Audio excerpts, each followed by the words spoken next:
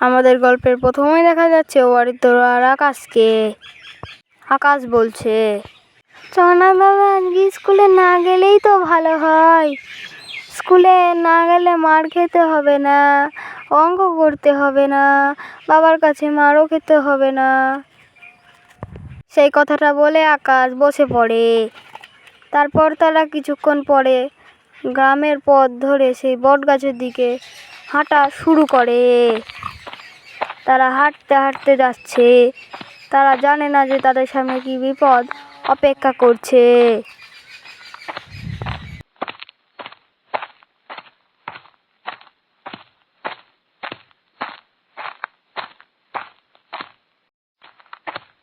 দেখতে দেখতে তারা বটগাছের কাছে পৌঁছে যায়। তারপরে তারা বটগাছের কাছে গিয়ে বটগাছের উপরে উঠে তারা বসে পড়ে। তারপর কিছুক্ষণ পরে রাত হয়ে যায়। রাতের বেলা তারা গাছ থেকে নেমে বাড়ির পথে হাঁটা শুরু করে। হাঁটতে হাঁটতে তারা সেই গ্রামের পথে আবার চলে আসে।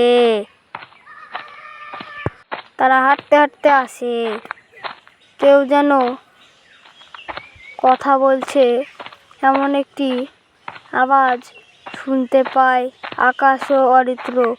সেইটি দেখে তারা দাঁড়িয়ে পড়ে। তারপর তারা এইরকম কিছু একটা আওয়াজ শুনতে পায়।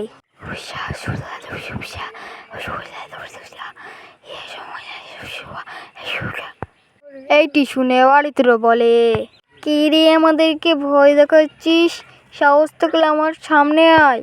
হঠাৎ ভূতটা নেমে যায়। তখন তারা দৌড়ে দৌড়ে পালাতে শুরু করে। অরিত্র আকাশ বলে, ওরে বাবা